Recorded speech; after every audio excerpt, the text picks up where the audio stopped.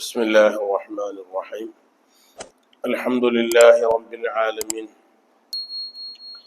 والعاقبة للمتقين والصلاة والسلام على سيد الأنبياء والمرسلين وآل كل والصحابة أجمعين أما بعد فأوصيكم وإياي بتقوى الله رب العالمين. نويت الاعتكاف في هذا المسجد لله تعالى എന്ന നിയ്യത്തോടുകൂടെ അള്ളാഹുവിൻ്റെ പള്ളിയിലുള്ള ഈ ഒത്തുകൂടൽ അള്ളാഹു സുബ്ഹാനഹു വ തആല നമ്മുടെ പക്കൽ നിന്ന് സ്വാലിഹായ അമലായി സ്വീകരിക്കുമാറാകട്ടെ. കൊല്ലത്തിൽ 365 ദിവസമാണ് സൂര്യവർഷപ്രകാരമുള്ളതെങ്കിൽ അതിൽ 11 ദിവസത്തെ വ്യത്യാസം വരും. 365-ൽ 354 ദിവസമേ ചന്ദ്രവർഷപ്രകാരം ഉണ്ടാവുകയുള്ളൂ. ഇംഗ്ലീഷ് മാസപ്രകാരം ഫെബ്രുവരി 28 ബാക്കിയുള്ള മാസങ്ങൾ 30, 31 എന്ന രൂപത്തിലാണ് പോകുന്നത്. എന്നാൽ അറബി മാസത്തിൽ ഒരു 31 സംവിധാനമില്ല. 30-ൽ ഒന്നിരിക്കൽ 30 അല്ലെങ്കിൽ 29, 28 ഇല്ല, 31 ഇത് രണ്ടും അറബിയിലില്ല. ഒന്നിരിക്കൽ 29 മാസം കാണുന്നില്ലെങ്കിൽ 30. അതുകൊണ്ട് തന്നെ ഒരു വർഷത്തിൽ 11 കൊല്ലത്തെ ഡിഫറൻസ് വരും. അങ്ങനെ വരുമ്പോ സൂര്യവർഷപ്രകാരം 30 വയസ്സായ ഒരാൾക്ക് അറബി കണക്ക് പ്രകാരം ചാന്ദ്രിക വയസ്സ് പ്രകാരം 31 വയസ്സായിട്ടുണ്ടാവും. 60 വയസ്സായ ഒരാൾക്ക് 62 വയസ്സായിട്ടുണ്ടാവും. 90 വയസ്സായ ഒരാൾക്ക് 63 വയസ്സായിട്ടുണ്ടാവും. ഇങ്ങനെ വ്യത്യാസം വരും. അത് വിശുദ്ധ ഖുർആനിൽ അൽ കഹ്ഫ് സൂറത്തിൽ അസ്ഹാബുൽ കഹ്ഫിനെ സംബന്ധിച്ച് പറഞ്ഞെടുത്ത് അല്ലാഹു സുബ്ഹാനഹു വ തആല പറഞ്ഞു, 9 കൊല്ലം കൂടും, 300 കൊല്ലത്തിന് 9 കൊല്ലം കൂടും എന്ന് പറഞ്ഞിട്ടുണ്ട്. അപ്പൊ പറഞ്ഞു വരുന്നത് ജല്ല ജലാലുവായ അല്ലാഹു സുബ്ഹാനഹു വ തആല 2 വർഷം പൂർത്തിയായി ഇദ്ദയിരിക്കുന്ന പെണ്ണുങ്ങളും 4 മാസവും 10 ദിവസവും ഇദ്ദയിരിക്കണം എന്ന് പറഞ്ഞാൽ അതും ചാന്ദ്രിക മാസപ്രകാരമാണ്. അപ്പോ 2 വർഷം പൂർത്തിയായി മുല കൊടുക്കുന്നത് ഈ കുഞ്ഞിന്റെ ആരോഗ്യത്തിന് അനിവാര്യമായതുകൊണ്ടാണ് അങ്ങനെ വിശുദ്ധ ഖുർആൻ പറയാനുള്ള കാരണം. അമേരിക്കയിൽ ഒരു തർക്കമുണ്ടായി. അവിടുത്തെ സുപ്രീം കോടതിയിൽ ഒരു തർക്കം വന്നു എന്ന് ഞാൻ വായിച്ചിട്ടുണ്ട്. എന്താണ് ആ തർക്കം? ദമ്പതികൾ അവർ വേർപിരിഞ്ഞു, ഭാര്യയും ഭർത്താവും തമ്മിൽ വേർപിരിഞ്ഞു. അങ്ങനെ വേർപിരിഞ്ഞ അവസരത്തിൽ ഈ ഭാര്യ കുട്ടിക്ക് മുലയൂട്ടുന്ന സമയമാണ്. അപ്പോൾ മുലയൂട്ടുന്ന പ്രായം കഴിഞ്ഞാൽ ഈ കുട്ടിയെ ഭർത്താവിന് ഏൽപ്പിച്ചു കൊടുക്കണമെന്നാണ് ജഡ്ജിയുടെ ജഡ്ജിമെന്റ് തീരുമാനം. അപ്പോ പെണ്ണിന്റെ ഭാഗത്തുള്ള വക്കീല് ചോദിച്ചു, ഈ പെണ്ണ്, ഈ അമ്മ ഈ കുട്ടിക്ക് എത്രയാണ് മുല കൊടുക്കേണ്ടത് എന്ന് ചോദിച്ചു. മുലയൂട്ടുന്ന കാലം കഴിഞ്ഞാൽ കുഞ്ഞിനെ പുരുഷന്റെ അടുത്ത്, പിതാവിന്റെ അടുത്തേക്ക് തിരിച്ചു കൊടുക്കണം എന്ന് പറഞ്ഞപ്പോ സ്വാഭാവികമായ ചോദ്യമാണ്, എത്രയാണ് മുല കൊടുക്കേണ്ടത്? അങ്ങനെ ചോദിച്ചപ്പോ കോടതിക്ക് പറയാൻ കഴിഞ്ഞില്ല. എത്ര കൊല്ലം മുല കൊടുക്കണമെന്ന് പറയാൻ കഴിഞ്ഞില്ല. അവസാനം ഗ്രന്ഥങ്ങളൊക്കെ പരിശോധിച്ച് നോക്കി, അവർക്കൊരു തീരുമാനം കെട്ടാൻ കഴിഞ്ഞില്ല. ബൈബിള് പരിശോധിച്ച് നോക്കി തീരുമാനത്താൻ കഴിഞ്ഞില്ല. അവസാനം വിശുദ്ധ ഖുർആൻ അവലംബമാക്കേണ്ടി വന്നു. വിശുദ്ധ ഖുർആൻ അവലംബമാക്കി അങ്ങനെയാണ് പരിപൂർണമായ 2 കൊല്ലം, അതിൽ കുറയാൻ പാടില്ല. അതിൽ അള്ളാഹു ഒരുപാട് ഹിക്മത്തുകൾ അതിൽ വെച്ചിട്ടുണ്ട്. പരിപൂർണമായ 2 കൊല്ലം മുല കൊടുത്തേക്കണം, മുല കൊടുക്കന്നെ വേണം. മുലയൂട്ടുന്നതിലുള്ള വളരെ കുറഞ്ഞ കാലം മുലയൂട്ടുന്നത് കൊണ്ടും അതിൽ പിശുക്ക് കാണിക്കുന്നത് കൊണ്ടുമാണ് കേരളത്തിൽ സ്ത്രീകൾക്ക് മുലയുടെ ക്യാൻസർ, സ്തനാർബുദം വല്ലാതെ കൂടുന്നത്. വളരെ കൂടുതലാണ് സ്തനാർബുദം എന്നാണ് നമ്മുടെ കേരളത്തിൽ സ്തനാർബുദം വരുന്നത്, മുലയ്ക്ക് ക്യാൻസർ വരുന്നത്. ബ്രസ്റ്റ് എടുത്തു മാറ്റേണ്ട ഘട്ടങ്ങളൊക്കെ കണ്ടമാനം വരുന്നത് അതാണ് അതിന്റെ കൂടുതൽ കാരണമെന്നാണ് ഡോക്ടർമാർ പറയുന്നത്. അല്ലാഹു സുബ്ഹാനഹു വ തആല ഈ ഉമ്മമാരോട് കൽപ്പിച്ച ഒരു കാര്യമാണ്. ഒന്നിരിക്കൽ ഉമ്മമാർ അല്ലെങ്കിൽ തത്തുല്യരായ ആ കാര്യം ഏൽപ്പിക്കപ്പെട്ട ആൾക്കാർ 2 കൊല്ലം പൂർത്തിയായിട്ട് തന്നെ കുഞ്ഞിന് മുല കൊടുക്കണം. ധാരാളം രോഗങ്ങൾ ഇല്ലാതിരിക്കാനും ബുദ്ധി വളരാനും പ്രതിരോധ ശക്തി കിട്ടാനൊക്കെ അത് വളരെ ആവശ്യമാണ് എന്ന് പറഞ്ഞിട്ടുണ്ട്. പലപ്പോഴും കോടതികൾ പരിശുദ്ധമായ ദീനുൽ ഇസ്ലാമിന്റെ അഹ്കാമുകളൊക്കെ അവർ പലപ്പോഴും തീരുമാനിക്കാറുണ്ട്. ബഹുമാനപ്പെട്ട സദഖത്തുൽ മുസ്ലിയാർ മഹാനവറുകൾ വണ്ടൂർക്കാരനാണ്. അവരുടെ അസല് മഹാനവറുകള് പുതിയങ്ങാടിക്കാരനാണ്. അപ്പോ മഹാനവറുകൾ പുതിയങ്ങാടിക്കാരനല്ല, അവർ കോടൂക്കാരനാണ് അവരുടെ അസല്.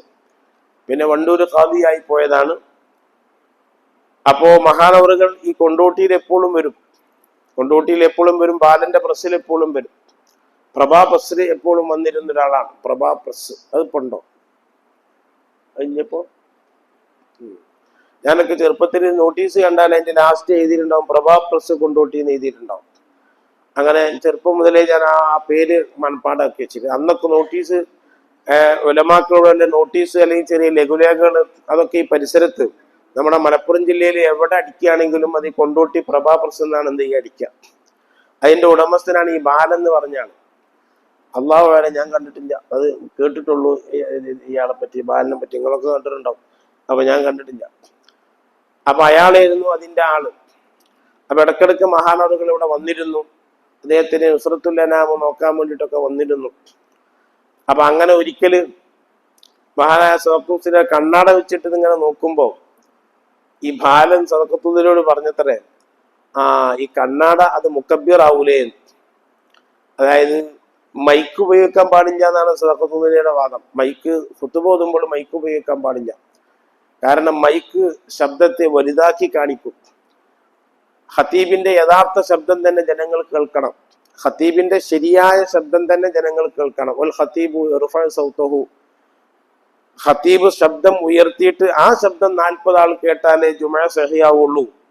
അപ്പോ ഖതീബിന്റെ യഥാർത്ഥ ശബ്ദമല്ല മൈക്കിലൂടെ കേൾക്കുന്നത്. വൈദ്യുതി ശബ്ദ തരംഗങ്ങളെ വൈദ്യുതി തരംഗങ്ങളാക്കി മാറ്റിയിട്ടാണ് അത് പുറത്തേക്ക് വരുന്നത്. അപ്പൊ അതുകൊണ്ട് ഖുതുബക്ക് മൈക്ക് ഉപയോഗിക്കാൻ പറ്റൂല, നിക്കാഹിന് മൈക്ക് ഉപയോഗിക്കാൻ പറ്റൂല എന്നാണ് സദഖത്തുൽ ഉസ്താദിന്റെ വാദം. നിക്കാഹിന് മൈക്ക് ഉപയോഗിച്ചു കഴിഞ്ഞാൽ സാക്ഷികളായ 2 ആൾക്കാർ അത് ഇവർ 2 പേരും പറയുന്നത് ഇവരെ ശബ്ദം തന്നെ കേൾക്കണം. സാക്ഷികൾ ചുരുങ്ങിയത് 2 ആൾക്കാർ സാക്ഷികൾ വേണം. നിക്കാഹിന് ചുരുങ്ങിയത് 2 ആൾക്കാർ സാക്ഷികൾ വേണം. അത് സാക്ഷിക്ക് പറ്റുന്ന ആൾക്കാരാവണം. നിസ്കാരം ഒഴിവാക്കിയാൽ അതിന് പറ്റൂല. അതേപോലെ തന്നെ മറ്റ് കള്ളുടിക്കുന്നവന് അതിന് പറ്റൂല. അങ്ങനെ സാക്ഷിക്ക് പറ്റുന്ന ആൾക്കാരെ സാക്ഷിക്ക് പറ്റുള്ളൂ. അത് ഒപ്പിടലും വേറെ ആരും ഒപ്പിട്ടാനും വേണ്ടിയില്ല. ഒപ്പിടുക എന്നുള്ളത് അത് നമ്മുടെ നാട്ടിലുള്ള ഒരു ക്രമമാണ്. അത് ഒപ്പിട്ടാനും വേണ്ടിയില്ല, ഒപ്പിട്ടെങ്കിലും വേണ്ടിയില്ല, സാക്ഷി ആവണമെന്നേ ഉള്ളൂ. സാക്ഷി ഒപ്പിടാതിരിക്കുക എന്നുള്ളത് മഹല്ലത്തിന്റെ ഓരോ കെട്ടുറപ്പിന് വേണ്ടിയുള്ളതൊക്കെയാണ്. സാക്ഷി ആവണം. അപ്പൊ സാക്ഷി ആവുന്നത് ഈ നിലക്ക് നിസ്കാരം ഒഴിവാക്കാത്തവനായിരിക്കണം. അതേപോലെ തമ്മാടിത്തരങ്ങൾ ചെയ്യാത്ത ഫാസിഖല്ലാത്ത ആളായിരിക്കണം. ഇങ്ങനെ നിബന്ധനകൾ 13 നിബന്ധന ഉണ്ട് സാക്ഷിക്ക്. അതിനാണ് ആ സദസ്സൊക്കെ നല്ലതാവണം എന്നും നല്ല ആൾക്കാരൊക്കെ അവിടെ കയറിയിരിക്കണം എന്നൊക്കെ പറയുന്നത്. അതിനാണ് ഇത് വലിയൊരു ചടങ്ങാണ്. ഇത് ഒരു ഇബാദത്താണ്. അപ്പൊ ആ ഇബാദത്തിന് വേണ്ടിയുള്ള സാക്ഷികളായ ആൾക്കാർ ഇതിന് പറ്റുന്ന ആൾക്കാരായിരിക്കണമെന്നും സാക്ഷികൾ കേൾക്കുന്നത് ഈ 2 പേരുടെ അഥവാ വലിയിന്റെയും അതേപോലെ തന്നെ ഏറ്റു ചൊല്ലുന്ന ആളുടെയും, വലിയ അതേപോലെ തന്നെ ഏറ്റു ചൊല്ലുന്ന ആള്, ഇവർ 2 പേരുടെയും ശബ്ദമാണ് സാക്ഷികൾ കേൾക്കേണ്ടത്. അത് യഥാർത്ഥ ശബ്ദം തന്നെ കേൾക്കണം. അത് മൈക്കിലൂടെ ആയാൽ പറ്റൂല, യഥാർത്ഥ ശബ്ദം തന്നെ കേൾക്കണം എന്നാണ് മഹാനവറുകളുടെ വാദം. അപ്പോ അങ്ങനെ വന്നപ്പോ ഈ ഖതീബിന്റെ ശബ്ദം ജനങ്ങൾ കേൾക്കുന്നില്ല. ഖതീബിന്റെ ശബ്ദമല്ല കേൾക്കുന്നത്, അത് ശബ്ദ തരംഗങ്ങൾ വൈദ്യുതി തരംഗങ്ങളായി മാറിയിട്ടുള്ള ശബ്ദമാണ് കേൾക്കുന്നത്. ഇപ്പൊ ഞാൻ വൈക്ക ഇല്ലാതെ ശബ്ദിക്കുന്നതും വൈക്കയോടുകൂടെ ശബ്ദിക്കുന്നതും തമ്മിൽ വ്യത്യാസമുണ്ടല്ലോ. അപ്പൊ അതുകൊണ്ട് ഈ മൈക്ക ഉപയോഗിക്കാൻ പാടില്ല. മൈക്ക മുക്കബ്ബിറു സൗത്താണ്, എന്ന് വെച്ചാൽ ശബ്ദത്തെ വലുതാക്കി കാണിക്കുന്നതാണ് എന്നാണ് മഹാനായ സദഖത്തുസിലെ അന്ന് വലിയ വാദപ്രതിവാദങ്ങളൊക്കെ നടന്നിരുന്നു. എൻ്റെ ചെറുപ്പത്തിലൊക്കെ നടന്നിരുന്നു. അപ്പൊ അതിങ്ങനെ ഈ നുസ്രത്തുൽ അൻഹാമിൽ എഴുതുമ്പോൾ അതിന്റെ പ്രൂഫ് നോക്കാൻ വേണ്ടി വരികയാണ് മഹാനവറുകൾ. അത് പ്രൂഫ് നോക്കി കൊടുക്കണ ആൾ ഈ ബാലന. അപ്പൊ ഈ ബാലൻ ഇങ്ങനെ പലപ്പോഴും ഇങ്ങനെ വായിക്കുമ്പോൾ ബാലൻ തമാശയെക്കൂടെ ചോദിച്ചതാണ്, ശബ്ദം മാത്രം വലുതായപ്പോലെ കണ്ണട വെച്ചാലും എഴുത്ത് വലുതായി കാണൂലെന്ന് ചോദിച്ചു. നിങ്ങൾ ശബ്ദം വലുതായിട്ട് ആൾക്കാർ കേൾക്കാൻ പാടില്ല എന്നല്ലേ നിങ്ങൾ പറഞ്ഞത്, അപ്പൊ കണ്ണട വെച്ചാൽ എഴുത്ത് വലുതായി കാണൂല, അത് പറ്റുമോ എന്ന് ബാലന് വെറുതെ തമാശക്കാരുടെ കാര്യത്തിൽ ചോദിച്ചപ്പോ ഇജ്ജൊന്ന് പോടാ ബാല, ഇജ്ജൊന്ന് പോടാ, അങ്ങനെ അങ്ങനത്തെ കാലത്തൊക്കെ അത് പറയാൻ പറ്റും എന്ന് പറഞ്ഞു എന്ന് കേൾക്കാം. മഹാനവറുകൾ ഒരു പ്രശ്നത്തിന് വേണ്ടി, ഒരു പ്രശ്നപരിഹാരത്തിന് വേണ്ടി തിരൂർ കോടതിയിൽ ചെന്നു. ഉലമാക്കളൊക്കെ പല ആവശ്യങ്ങൾക്കും വേണ്ടിയും കോടതിയൊക്കെ കയറി ഇറങ്ങിയിട്ടുണ്ട്. ശംസുൽ ഉലമ ഇ.കെ. ഉസ്താദ് കോടതി കയറിയിട്ടുണ്ട്, ബഹുമാനപ്പെട്ട ഇ.കെ. ഹസൻ മുസ്ലിയാർ കയറിയിട്ടുണ്ട്, ബഹുമാനപ്പെട്ട ബാനി ഹസ്രത്ത് ബല്ലൂർ ബാഖിയാത്തു സ്വാലിഹാത്തിന്റെ ഫൗണ്ടർ മഹാനവറുകൾ കയറിയിട്ടുണ്ട്, അങ്ങനൊക്കെ കയറിയിട്ടുണ്ട്. അപ്പൊ സദഖത്തുൽ ഉസ്താദ് മഹാനവറുകൾ തിരൂർ കോടതിയിൽ അത്യാവശ്യമായി ജഡ്ജിയെ കാണേണ്ട ഒരു ആവശ്യത്തിന് വേണ്ടി ചെന്ന് നോക്കുമ്പോൾ അന്ന് ജഡ്ജി അദ്ദേഹം ചേംബറിൽ നിന്ന് പുറത്തേക്ക് ജനങ്ങളെ കാണുന്ന രൂപത്തിൽ, സംസാരിക്കുന്ന രൂപത്തിൽ അദ്ദേഹം വരുന്നില്ല. അദ്ദേഹം എന്തോ ഒരു പ്രധാനപ്പെട്ട വിഷയവുമായി അദ്ദേഹം ചർച്ച ചെയ്തുകൊണ്ടിരിക്കുകയാണ്, അദ്ദേഹത്തെ കാണാൻ പറ്റൂല എന്ന് കോടതിയിലെ ബന്ധപ്പെട്ട ഉദ്യോഗസ്ഥന്മാർ അറിയിച്ചപ്പോൾ മഞ്ചേരി വണ്ടൂരിൽ നിന്ന് വരികയാണ്, തിരൂർക്ക് വരികയാണ്. വാഹന സൗകര്യങ്ങളൊന്നും ഇല്ലാതെ ബസ് കയറിയിട്ടാണ് വരല്. എല്ലാവരും ബസ് കയറിയിട്ടാണ് അന്ന് എല്ലാവരും യാത്ര ചെയ്യുക. ബസ്സും ട്രെയിനൊക്കെ കയറിയിട്ട് വല്ലാതെ വിഷമിച്ചിട്ടാണ് അന്നൊക്കെ യാത്ര ചെയ്യൽ. അത് എല്ലാവരും അങ്ങനെ തന്നെയാണ്, ഒരാൾ മാത്രമല്ല, എല്ലാ ആളുകളും അങ്ങനെ തന്നെയാണ്. ചെറ്റക്കുടിയിൽ താമസിക്കുന്ന ആളുകൾക്ക് ചെറ്റക്കുടിയിൽ താമസിക്കുന്ന ഒരു പ്രയാസമായി തോന്നാറില്ല. വർഷത്തിൽ ഒരിക്കൽ മഴ വരുന്നതിന്റെ മുമ്പ്, ജൂൺ വരുന്നതിന്റെ മുമ്പ് ഏപ്രിൽ മെയ് മാസത്തിൽ ആ വീട് കെട്ടിമേയുന്നത് ഒരു പ്രശ്നമായി തോന്നാറില്ല. വീട് കെട്ടിമേയുന്നതിന്റെ മുമ്പ് പച്ച ഓല തെങ്ങുമെന്ന് ബന്ധപ്പെട്ട ആളുകളെ കൊണ്ട് പച്ച ഓല വെട്ടിച്ചിട്ട് ആ ഓല മെടഞ്ഞിട്ട് ഒരുപാട് ഓലകൾ ഉണ്ടാക്കുകയും അത് കല്ലുകളും അതേപോലെ തന്നെ മറ്റ് കൂടുതൽ ഈ ചെതല് വരാത്ത സാധനങ്ങളൊക്കെ വെച്ചിട്ട് അതിൻ്റെ മേലെ ആ ഓല ഇങ്ങനെ അട്ടി വെച്ചിട്ട് അതൊക്കെ നല്ല ഒരു രസമുള്ള ഒരു കാലയും. എന്നിട്ട് അതിങ്ങനെ ഒരാൾ ഓലെടുത്തു കൊടുക്കാൻ ഒരാൾ, എന്നിട്ട് ഓലെടുത്തു കൊടുക്കുന്ന അവസരത്തിൽ ആ ഓല മേയുമ്പോൾ അത് കൂട്ടി കെട്ടാൻ വേണ്ടിയിട്ട് ഓലക്കൊടി, അതിന് സ്പെഷ്യൽ ഓലക്കൊടി ഉണ്ടാവും. എന്നിട്ട് അതിങ്ങനെ കെട്ടിയിട്ട് അതിങ്ങനെ എടുത്തു കൊടുക്കുമ്പോൾ അങ്ങനൊക്കെ ചെയ്യുന്നത് ആർക്കും ഒരു ബുദ്ധിമുട്ടുണ്ടായിരുന്നില്ല. എല്ലാവരും അങ്ങനെ തന്നെയാണ്. കുറെ അധികം ആൾക്കാർ അങ്ങനെയാണ്. കെട്ടിമേയുന്ന അവസരത്തിൽ വീട്ടിലെ സാധനങ്ങൾ മുഴുവൻ പുറത്ത് കിട്ടെങ്കിലേ കെട്ടിമേയാൻ സാധിക്കുകയുള്ളൂ. എന്നിട്ട് പിന്നെ അത് വീണ്ടും വീട്ടിന്റെ അകത്തേക്ക് കടത്തണം.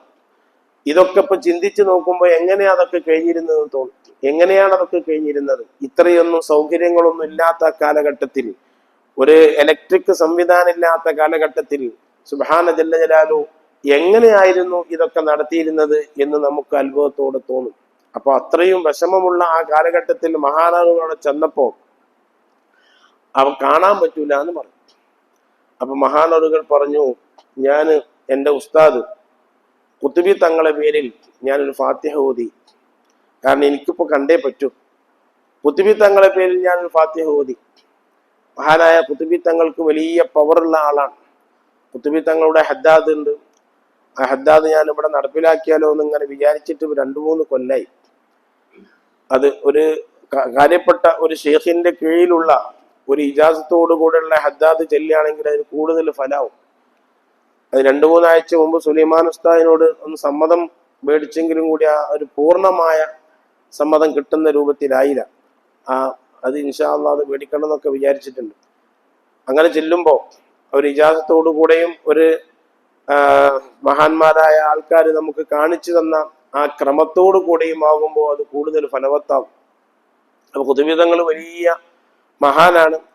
അപ്പൊ എൻ്റെ ഉസ്താദുമാണ്. അതുകൊണ്ട് ഖുതുബി തങ്ങളെ പേരിൽ ഞാനൊരു ഫാത്തിഹ ഓതി. ഞാൻ അവിടെ ഇങ്ങനെ കോടതിന്റെ വരാന്തയിൽ ഇങ്ങനെ ഇരിക്കുമ്പോ ജഡ്ജിന്റെ റൂമിന്റെ ഉള്ളിൽ നിന്ന് ഒരാൾ വന്നിട്ട് ചോദിച്ചു, ഇവിടെ മുസ്ലിം പണ്ഡിതന്മാർ ആരെങ്കിലും ഉണ്ടോ? ജഡ്ജി വിളിക്കുന്നുണ്ട്. ഞാനുണ്ട് എന്ന് പറഞ്ഞിട്ട് സത്തത്തുപേര് ഉള്ളിൽ ചെന്നു. അപ്പൊ ഈ ജഡ്ജി ചോദിക്കുന്നത് അനന്തരാവകാശത്തിന്റെ മസലയാണ്. അത് ജഡ്ജികളൊക്കെ മുസ്ലിം പണ്ഡിതന്മാരോട് ചോദിക്കും. നമുക്ക് മുസ്ലിം പണ്ഡിതന്മാർക്ക് അനന്തരാവകാശ മസാല പറയാൻ കിട്ടുന്നത് പോലെ ആർക്കും കിട്ടൂല. അത് ജഡ്ജിക്കും കിട്ടൂല, വക്കീലിനും കിട്ടൂല. വക്കീലും പലപ്പോഴും എന്നോട് തന്നെ വക്കീലന്മാർ ചോദിക്കാറുണ്ട്, അനന്തരാവകാശ നിയമത്തെ സംബന്ധിച്ച് ചോദിക്കാറുണ്ട്. അത് പെട്ടെന്ന് അവർക്ക് പറഞ്ഞ് മനസ്സിലാക്കാൻ കഴിയില്ല. അപ്പൊ പലപ്പോഴും പട്ടാമ്പി കോടതിയിൽ ഒരു ചെയർ തന്നെ ബഹുമാനപ്പെട്ട കുഞ്ഞലി മുസ്ലിയാർ എന്ന് പറയുന്ന മഹാനവറുകൾക്ക് ഉണ്ടായിരുന്നു. കുഞ്ഞലി മുസ്ലിയാർ വലിയ കഴിവുള്ള ആളും ഒരു ജഡ്ജിയുടെ പവറുള്ള ആളുമായിരുന്നു. അപ്പൊ ജഡ്ജിന്റെ അടുത്ത് തന്നെ ഒരു ചെയർ ഉണ്ടായിരുന്നു. ഇസ്ലാമിക വിഷയങ്ങളൊക്കെ അദ്ദേഹത്തോട് ചോദിക്കും, ജഡ്ജി അദ്ദേഹത്തോട് ചോദിക്കും. ഇപ്പോഴുള്ള ഓരോരുത്തരുടെ ജഡ്ജിമെന്റ് ഒക്കെ ശബരിമല വിഷയത്തിലൊക്കെ ഞാനിങ്ങനെ വായിക്കുമ്പോൾ ചിലപ്പോൾ ചിരിച്ചു പോകും. ഓരോരുത്തർ പറയുന്ന പൊട്ടപ്പോയത്ത് അതിങ്ങനെ എന്ത് ചെയ്യും, അതിങ്ങനെ ചിരിച്ചു പോകും. ആ പഴയ കാലത്ത് ഏറ്റവും കൂടുതൽ നിയമങ്ങൾ, ആ നിയമങ്ങൾ ലോകത്തിന്റെ മുന്നിൽ സമർപ്പിച്ച ആള് ഷാഫി ഇമാമാണ്. ഏറ്റവും കൂടുതൽ നിയമങ്ങൾ ലോകത്തിന്റെ മുന്നിൽ സമർപ്പിച്ച ആൾ. അതുകൊണ്ട് പിൽക്കാലത്ത് എല്ലാ കോടതികളും ഷാഫി ഇമാമിന്റെ അഭിപ്രായം അവർ തേടുകയും ആ ഷാഫി ഇമാമിന്റെ അഭിപ്രായം സ്വീകരിക്കുകയും ചെയ്തിട്ടുണ്ട്. കാരണം നല്ല ബുദ്ധി വേണം നിയമങ്ങൾ കണ്ടുപിടിക്കാൻ. അതിൽ വലിയ ബുദ്ധിയുള്ള ആളായിരുന്നു ഷാഫി റളിയല്ലാഹു തആല. അപ്പോ ഈ അനന്തരാവകാശത്തിന്റെ നിയമം മഹാനായ സദഖത്തുള്ള ഉസ്താദിനോട് ജഡ്ജി ചോദിക്കുകയും അതെല്ലാം പറഞ്ഞു കൊടുത്തപ്പോ അപ്പൊ പിന്നെ ജഡ്ജി ചോദിച്ചു, നിങ്ങൾ എന്തിനാ വന്നത് ചോദിച്ചു. നിങ്ങൾ എന്തിനാ വന്നത്? അപ്പൊ കാര്യങ്ങൾ പറഞ്ഞു. ഉടനെ അത് തീരുമാനിച്ചു കൊടുത്തു. അപ്പൊ ഈ ഫാത്തിഹാന്റെ പവറാണ് എന്ന് സദഖത്തുള്ള എപ്പോഴും പറഞ്ഞു. ഞാൻ ആ കുത്തിബിത്തങ്ങളെ മേലെ ഒരു ഫാത്തിഹ ഓതിയപ്പോ അതിന്റെ പവറാണ് എനിക്കിത് കിട്ടിയത് എന്ന് മഹാനൂറുകൾ പറഞ്ഞു എന്ന് ബഹുമാനപ്പെട്ട റയീസുൽ ഉലമ സുലൈമാൻ ഉസ്താദ് എപ്പോഴും പറഞ്ഞു തരാറുണ്ട്. മശായിഖന്മാരോട് ഉസ്താദുമാരോടൊക്കെ ഉള്ള ആ ബന്ധം നമുക്ക് ഉപകാരപ്പെടുന്നത് ഇത്തരം വലിയ ഘട്ടത്തിലാണ്. വലിയ പ്രയാസങ്ങളും വിഷമങ്ങളും ഒക്കെ ഉള്ള ഘട്ടത്തില് ഒരു ഫാത്തിഹ അവർ കണ്ട് ഓതിയാൽ ഒന്ന് സഹായിക്കണം, ഒന്ന് നോക്കണം എന്ന രൂപത്തിൽ ഒരു ഫാത്തിഹ കണ്ട് ഓതിക്കഴിഞ്ഞാൽ ഓട്ടോമാറ്റിക്കായിട്ട് അതിങ്ങനെ റാഹത്താവും. അത് അറിയാത്ത രൂപത്തിൽ ഇങ്ങനെ റാഹത്താവും. കാരണം ഔലിയാക്കന്മാർക്ക്, സ്വാലിഹ്യങ്ങൾക്ക്, മശായിഖന്മാർക്കൊക്കെ തസറുഫാത്തുകൾ ഭൂമിയുടെ വിവിധ ഭാഗങ്ങളിൽ സഞ്ചരിക്കാനും അവരിഷ്ടപ്പെടുന്ന ആളുകളെ സഹായിക്കാനും അവരുമായി ബന്ധപ്പെടാനൊക്കെയുള്ള കഴിവ് അള്ളാഹു കൊടുത്തതാണ്. ജല്ല ജലാലുവായ അള്ളാഹു സുബ്ഹാനഹു വ തആല കൊടുത്തതാണ്.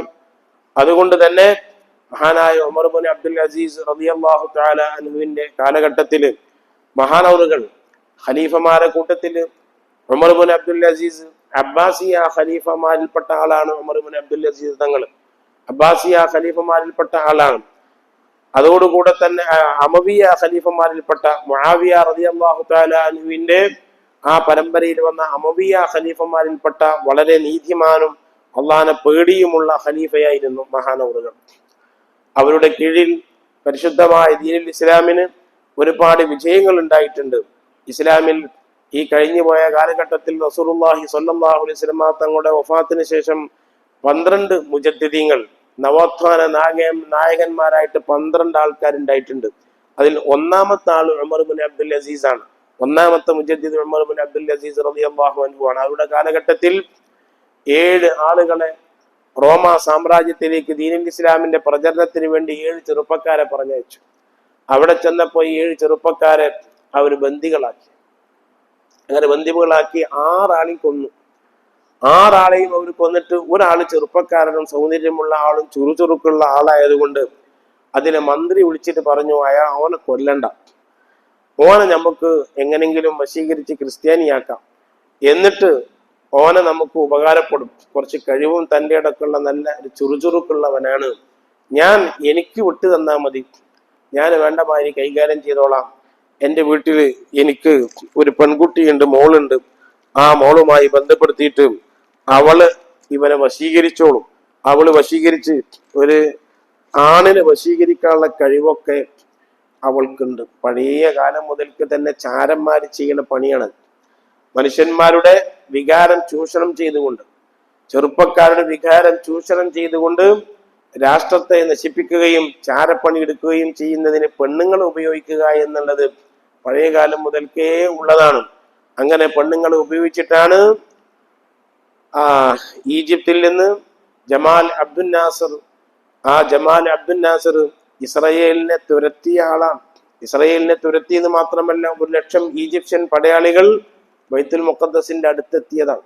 ആ ബൈത്തുൽ മുഖദ്ദസ് അന്ന് കീഴടക്കാൻ പറ്റിയിരുന്നു. അത്രക്കും വലിയ കഴിവ് അന്ന് ഈജിപ്തിനുണ്ടായിരുന്നു. ഈജിപ്തിൽ നല്ല കഴിവുള്ള ചിന്തയുള്ള ആളുകളൊക്കെ ഈജിപ്തിലുണ്ട്. പക്ഷേ ആ സമയത്ത് അന്നും ഇന്നും ഈ ഉമ്മത്തിനെ വല്ലാതെ ശല്യം ചെയ്യുന്ന ആൾക്കാരാണ് അമേരിക്കക്കാർ. ഈ ലോകത്ത് മുസ്ലിമീങ്ങൾ അനുഭവിക്കുന്ന മുഴുവൻ പ്രശ്നങ്ങളുടെ പിന്നിൽ ഇവരാണ്. അതിങ്ങനെ ചരിത്രം ഇങ്ങനെ വായിച്ചു നോക്കിയാൽ അത് മനസ്സിലാക്കാൻ സാധിക്കും. എല്ലായിടത്തും ഇവരാണ് പ്രശ്നക്കാരായിട്ടുണ്ടായിട്ടുള്ളത്. ഇന്നത്തെ ഇറാനിൽ ഒരു കാലത്ത് അധിനിവേശം നടത്തിയ ആൾക്കാരാണ് ഇവർ. അങ്ങനെ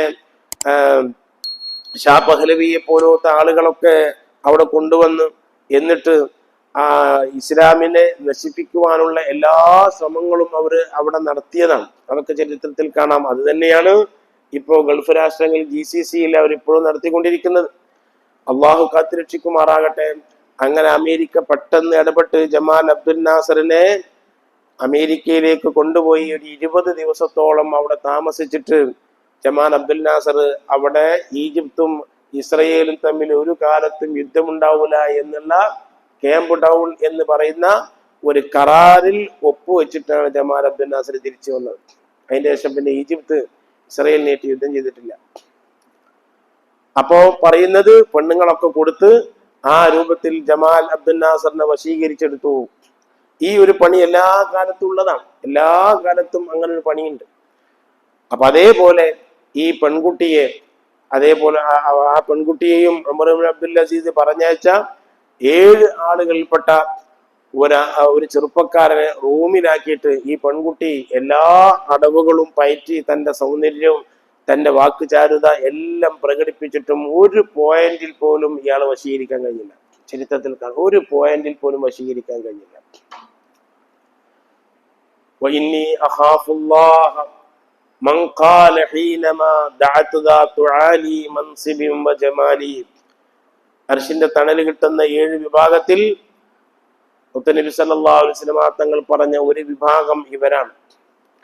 എല്ലാവിധ സാഹചര്യങ്ങളും സൗകര്യങ്ങളും ഒത്തുകിട്ടി വേണ്ടാത്തരം ചെയ്യാൻ, വടക്ക് ചെയ്യാൻ, ഒരു പെണ്ണുമായി വ്യഭിചരിക്കാൻ, ഇങ്ങനെ എല്ലാവിധ സൗകര്യങ്ങളും ഒത്തുകിട്ടി. അവളാണെങ്കിലോ തറവാടി പെണ്ണാണ്. അവളത് ആരോട് പുറത്തു പറയില്ല. അതാണ് തറവാടി പെണ്ണുങ്ങൾക്കുള്ള ഒരു പവർ. തറവാടി പെണ്ണാണ്, പുറത്തു പറയില്ല. അതേപോലെ തന്നെ അവൾക്ക് നല്ല സൗന്ദര്യമുണ്ട്. ഏതൊരു പുരുഷനും ആഗ്രഹിക്കുന്ന സൗന്ദര്യം അവൾക്കുണ്ട്. എന്നിട്ടും അവൾ എല്ലാവിധ സൗകര്യങ്ങളും ചെയ്തു കൊടുത്തിട്ടും ഇന്നി അഖാഫുല്ലാഹ്, ഞാൻ അള്ളാനെ പേടിക്കുന്നു, എനിക്ക് അള്ളാനെ പേടിയുണ്ട് എന്ന് പറഞ്ഞ് ഒരു ചെറുപ്പക്കാരൻ മാറി നിന്നാൽ അവനക്ക് അർശിന്റെ തണലുണ്ടെന്ന് സഹിഹായ ഹദീസിൽ കാണാം. മിനിങ്ങളായ ആൾക്കാർക്ക് അത് കഴിയില്ല. മിനിങ്ങളായ ആൾക്കാർക്ക് വടക്കത്തരം ചെയ്യാൻ കഴിയില്ല. ഓലെ ഈമാൻ അതിന് സമ്മതിക്കൂല, ഓലെ മനസ്സതിന് സമ്മതിക്കൂല. പടച്ചോൻ കാണുന്നുണ്ടല്ലോ, ഉണ്ടല്ലോ, അള്ളാഹു ഉണ്ടല്ലോ, അള്ളാഹു അറിയല്ലോ എന്ന് ഇവൾ എന്ത് പയറ്റിയിട്ടും വശീകരിക്കാൻ കഴിഞ്ഞില്ല. റൂമിൽ ഇദ്ദേഹം നിസ്കരിക്കുക തന്നെ. അവസാനം ഈ ചെറുപ്പക്കാരനിൽ ഇവൾ ആകൃഷ്ടയായി.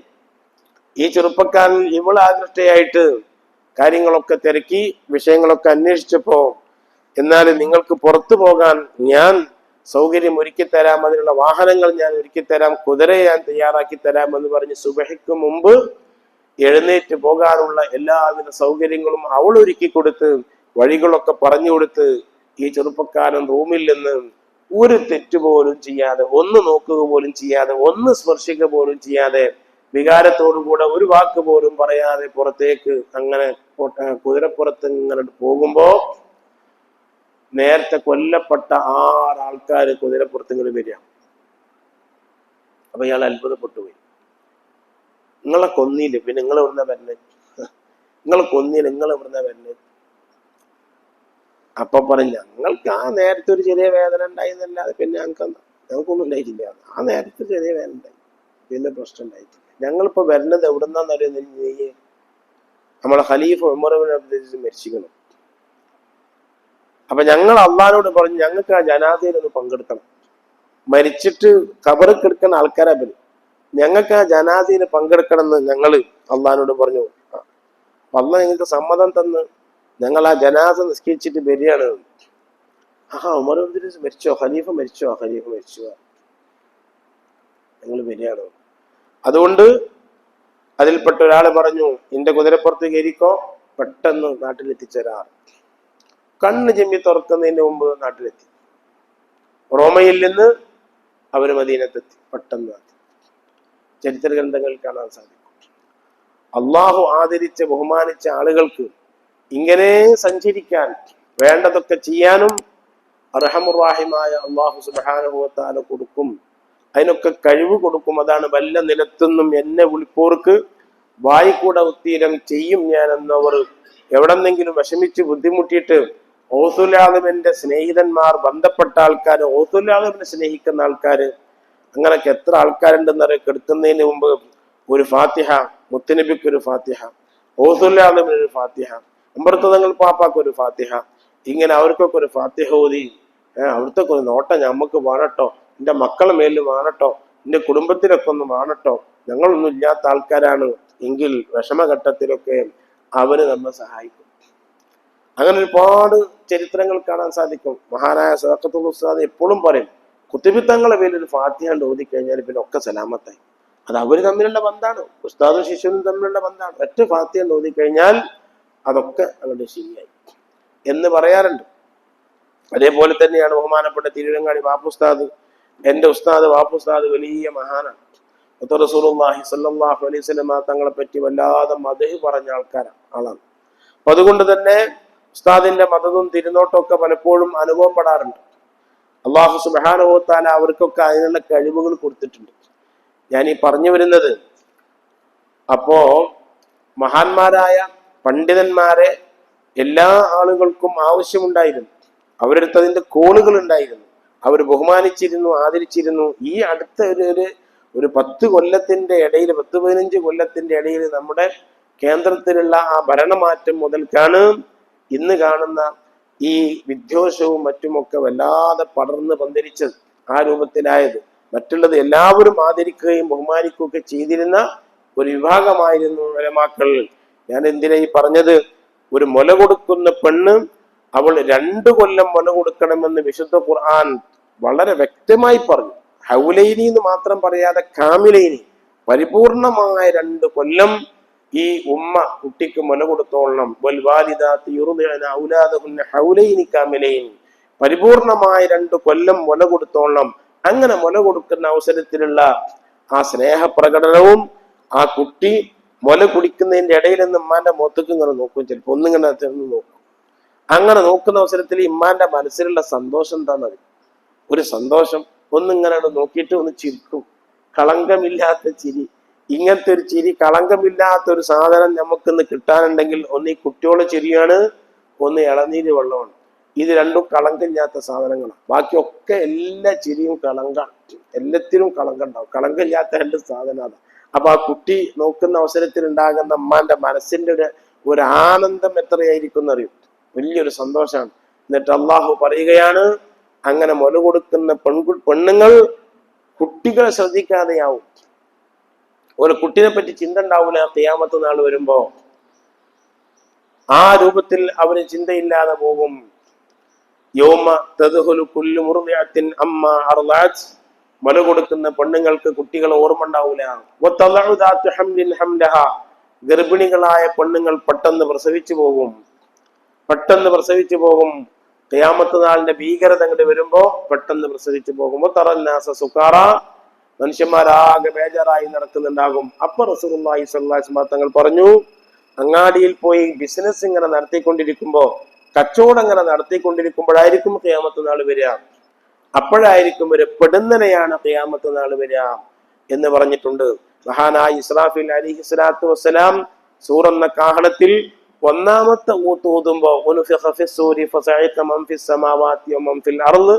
ആകാശത്തിലും ഭൂമിയിലുമുള്ള എല്ലാം നശിച്ചു പോകും.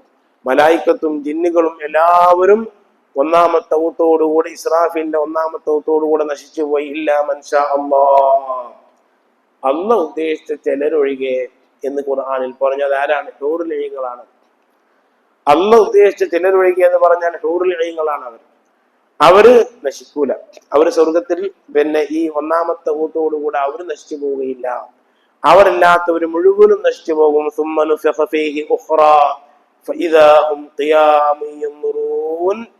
പിന്നെ 2ാമത്തെ ഊത്ത് കുറെ കൊല്ലം കഴിഞ്ഞിട്ടാണ്. 2ാമത്തെ ഊത്ത് കുറെ കൊല്ലം കഴിഞ്ഞിട്ടാണ്. അതിന് ഒരുപാട് സംഭവങ്ങളൊക്കെ ഉണ്ട്. അങ്ങനെ 2ാമത്തെ ഊത്ത് ഊതുമ്പോ ഖബറിൽ നിന്ന് മനുഷ്യന്മാരെല്ലാവരും എഴുന്നേൽക്കും. അതിന്റെ മുമ്പ് സൂര്യൻ അതില്ലാതെയായി പോകും. സൂര്യനെ അള്ളാഹു ചുരുട്ടിയിട്ട് കടലിലേക്ക് എറിയും.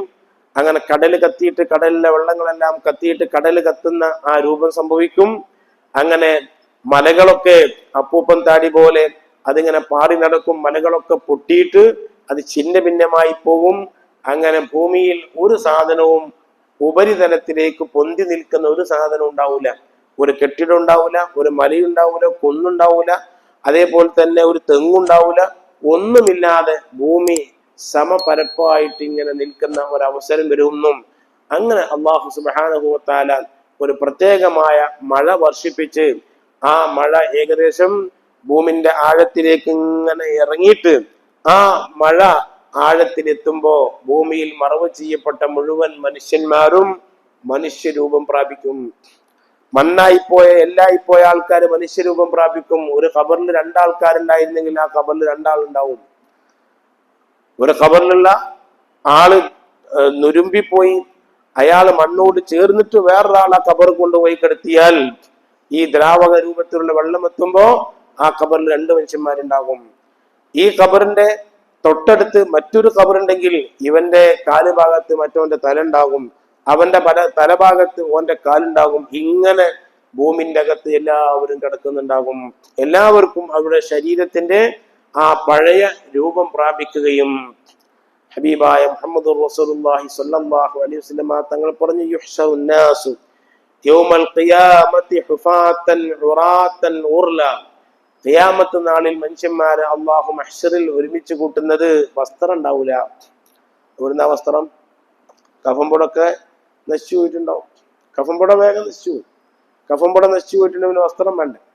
അവ്വലു മൻ യുക്സാ ഇബ്രാഹിം, ആദ്യമായി അള്ളാഹു വസ്ത്രം കൊടുക്കുന്ന ഇബ്രാഹിം നബിക്കാണ്. ആദ്യമായി ഇബ്രാഹിം നബിക്ക് അള്ളാഹു വസ്ത്രം കൊടുക്കും. മനുഷ്യന്മാരൊക്കെ മഹ്ശറിൽ വസ്ത്രം ഇല്ലാതെയാണ് ഉണ്ടാവുക, ചെരുപ്പില്ലാതെയാണ് ഉണ്ടാവുക. ചെരുപ്പില്ലല്ലോ. ഖബറിൽ ആരെങ്കിലും മറവ് ചെയ്യുമ്പോൾ ചെരുപ്പുണ്ടോ? ചെരുപ്പില്ലാതെയാണ്. അതേപോലെ തന്നെ മാർക്ക് കല്യാണം ചേലാക്രമം ചെയ്യപ്പെടാത്ത രൂപത്തിലാണ് മഹ്ശറിൽ അള്ളാഹു സുബ്ഹാനഹു വ തആല ഒരുമിച്ച് കൂട്ടുക. ഏതായിരുന്നാലും മഹ്ശറിൽ അള്ളാഹു സുബ്ഹാനഹു വ തആല ഒരുമിച്ച് കൂട്ടുമ്പോൾ ഖബറിൽ നിന്ന് പുറത്തിറങ്ങുമ്പോൾ 40 വിഭാഗമായിട്ടാണ് ഖബറിൽ നിന്ന് പുറത്തേക്ക് ഇറങ്ങുക.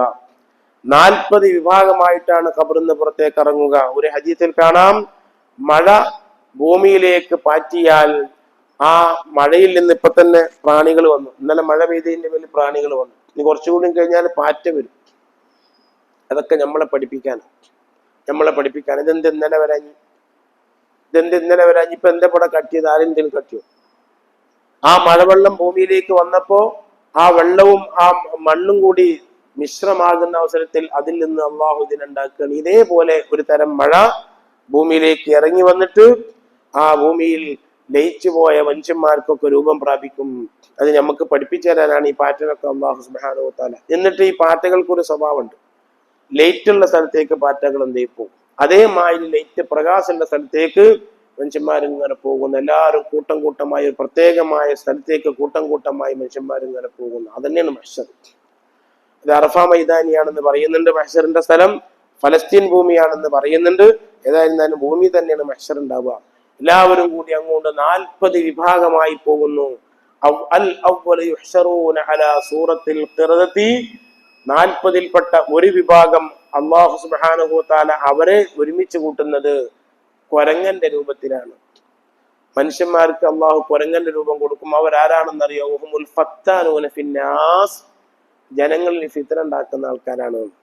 ജനങ്ങളിൽ ഫിത്ന ഉണ്ടാക്കുന്ന ആൾക്കാർ, നാശമുണ്ടാക്കുന്ന ആൾക്കാർ, പ്രശ്നങ്ങൾ ഉണ്ടാക്കുന്ന ആൾക്കാർ. അൽ ഫത്താനൂന ഫിന്നാസ്, ജനങ്ങളിൽ ഫിത്ന ഉണ്ടാക്കുന്ന ആൾക്കാർ. ഖുദിൽ അഫ്വ വഉമുറു ബിൽ ഉർഫി, എപ്പോഴും വിട്ടുവീഴ്ചയും എപ്പോഴും സമാധാനവും ആണ് ഭൂമിയിൽ ആഗ്രഹിക്കേണ്ടത്. അതില്ലാതെ ഫിത്നയും ഫസാദുമായി നടക്കുന്ന ആൾക്കാർ, അവരെ അല്ലാഹു സുബ്ഹാനഹു വ തആല കുരങ്ങന്മാരുടെ രൂപത്തിലാണ് ആ മഹ്ശറിൽ ഒരുമിച്ച് കൂട്ടുക. അവർ കുരങ്ങന്മാരായിട്ട് കുറെ മനുഷ്യന്മാരുണ്ടാകും. മറ്റൊരു കൂട്ടം ആൾക്കാരെ പറ്റി പറയുന്നു, യുഹ്ശറൂന അലാ സൂറത്തിൽ ഖനാസീർ, പന്നിന്റെ രൂപത്തിലായിരിക്കും ഉണ്ടാവുക. വഹും അഹ്ലുസ് സുഹ്തി, നിയമവിരുദ്ധമായി സമ്പാദിക്കുന്ന ആൾക്കാരാണ്. നിയമവിരുദ്ധമായി സമ്പാദിച്ച ആൾക്കാർ, ആ ആൾക്കാരെ അല്ലാഹു സുബ്ഹാനഹു വ തആല പന്നിയുടെ കോലത്തിലാണ് ഇങ്ങനെ ഒരുമിച്ച് കൂട്ടുക. അങ്ങനെ 40 വിഭാഗം ആൾക്കാരായിട്ടാണ് മഹ്ശറിൽ ഒരുമിച്ച് കൂട്ടപ്പെടുക. ഇവിടെ ഹബീബായ റസൂലുള്ളാഹി പറഞ്ഞു, ഇവിടെ എന്റെ ഉമ്മത്തിന് ഞാൻ പറഞ്ഞതനുസരിച്ച് ജീവിച്ച ഉമ്മത്തിന് ഒരു പ്രത്യേകത ഉണ്ടാകും. അവർക്ക് അവരുടെ ശരീരത്തിൽ നിന്നൊരു പ്രകാശം പ്രത്യേകമായി പ്രത്യക്ഷപ്പെടും. ആ പ്രകാശം കണ്ട് അവരെ മലക്കുകൾ തിരിച്ചറിയും. അവർക്ക് വേണ്ട ഹെൽപ്പുകൾ മലക്കുകൾ ചെയ്തു കൊടുക്കും. അതിന് തിരിച്ചറിയണ്ടേ? കോടാനക്കോടി മനുഷ്യന്മാരിങ്ങനെ പോകുന്ന അവസരത്തിൽ ഒരു തിരിച്ചറിയണ്ടേ? അങ്ങനെ തിരിച്ചറിയാനുള്ള ഒരു ഐഡിയ ആയിട്ട് അള്ളാഹിന്റെ റസൂല് പറഞ്ഞത്, നിങ്ങൾ ഒന്നു കൊടുക്കുമ്പോൾ മുഖം നന്നായി കഴുകണട്ടോ, മുഖം നീട്ടി കഴുകണട്ടോ, നിങ്ങൾ കൈകാലുകൾ നീട്ടി കഴുകണട്ടോ. മുഖം നീട്ടി കഴുകുക എന്ന് പറഞ്ഞാൽ മുഖത്തിലേക്ക് മുഖം കഴുകുന്ന അവസരത്തിലാണ് ഒളുവിന്റെ ഫർദിനെ ഞാൻ വീട്ടുന്നു എന്നുള്ള നിയ്യത്ത് ചെയ്യേണ്ടത്. മുൻകൈ കഴുകുന്ന അവസരത്തിൽ ഒളുവിന്റെ സുന്നത്തിനെ ഞാൻ വീട്ടുന്നു എന്നാണ് നിയ്യത്ത് ചെയ്യേണ്ടത്. ഒളുവിന്റെ സുന്നത്തിനെ വീട്ടുന്നു. റബ്ബി അഊദു ബിക മിൻ ഹമസാത്തി ശയാത്തീനി വഅഊദു ബിക റബ്ബി അൻ യഹ്ദുറൂൻ എന്ന് ഉളു എടുക്കുന്നതിന് മുമ്പ് പറഞ്ഞിട്ട് അഊദു ബില്ലാഹി മിനശ് ശൈത്വാനിർ റജീം ബിസ്മില്ലാഹിർ റഹ്മാനിർ റഹീം എന്ന് പറഞ്ഞിട്ട് നവൈതു സുന്നത്തൽ ഉളൂഇ എന്ന് പറഞ്ഞതിന് ശേഷം അവിടെ അഷ്ഹദു അല്ലാ ഇലാഹ ഇല്ലല്ലാഹു വഹ്ദഹു ലാ ശരീക ലഹു വഅഷ്ഹദു അന്ന മുഹമ്മദൻ അബ്ദുഹു വറസൂലുഹു അൽഹംദുലില്ലാഹില്ലദീ ജഅലൽ മാഅ തഹൂറ വൽ ഈമാന നൂറ എന്ന് പറഞ്ഞിട്ടാണ് തുടങ്ങുക. കഴിഞ്ഞ ക്ലാസ്സിൽ ഞാൻ പറഞ്ഞു. അപ്പൊ അവിടെ ഉളുവിന്റെ സുന്നത്ത് നിയ്യത്ത് ചെയ്തിട്ട് പിന്നെ മുഖം കഴുകുന്ന അവസരത്തിൽ ഉളുവിന്റെ ഫർദിനെ ഞാൻ മുട്ടുന്നു എന്ന് നിയ്യത്ത് ചെയ്തിട്ട് മുഖം കഴുകുമ്പോൾ ഇങ്ങനെ ഈ നെറ്റിയുടെ മുകളിൽ നിന്ന് ഇങ്ങനെ തുടങ്ങിയിട്ട് ചെവിന്റെ ഭാഗത്തു കൂടെ ഒക്കെ കൊണ്ടുപോയിട്ട് പിന്നെ ആ വെള്ളം ഇങ്ങനെ കൊണ്ടുപോയിട്ട് ഈ രണ്ട് ഭാഗം, കഴുത്തിന്റെ ഈ രണ്ട് ഭാഗം, ആ രണ്ട് ഭാഗത്തേക്കും വെള്ളം എത്തിച്ച് അതിന്റെ ഇടയിലേക്ക് രണ്ട് കൈ കൊണ്ട് കണ്ണിന്റെ കുഴികളൊക്കെ ഒന്ന്, ആ മുഖം കഴുകുമ്പോ തന്നെ രണ്ട് കണ്ണിന്റെ കുഴികളൊക്കെ ഒന്ന് വൃത്തിയാക്കി, അത് ഈ രണ്ട് കൈ കൊണ്ടിട്ട് ഇങ്ങനെ ഒന്ന് വൃത്തിയാക്കി. ഇങ്ങനെ 3 വട്ടം അഷ്ഹദു അല്ലാ ഇലാഹ ഇല്ലല്ലാഹു വഹ്ദഹു ലാ ശരീക ലഹു വഅഷ്ഹദു അന്ന മുഹമ്മദൻ അബ്ദുഹു റസൂലുഹു എന്ന് 3 വട്ടം പറയലാണ് സുന്നത്ത്. അങ്ങനെ പറഞ്ഞിട്ട് നിങ്ങൾ മുഖം നീട്ടിക്കഴുകണേ, പെരടി തടകരുത്, അത് ബിദ്അത്താണ്. ഇങ്ങനെ മുഖം നിങ്ങൾ നീട്ടിക്കഴുകണേ.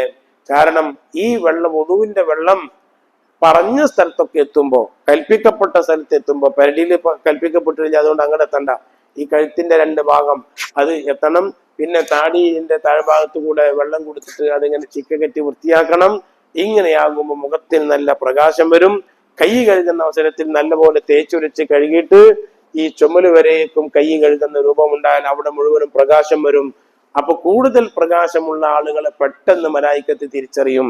കൂടുതൽ പ്രകാശമുള്ള ആൾക്കാരെ പെട്ടെന്ന് മലായിക്കത്ത് തിരിച്ചറിഞ്ഞ് അവർക്ക് അർശിന്റെ തണൽ കിട്ടും, വലിയ സംവിധാനം കിട്ടും.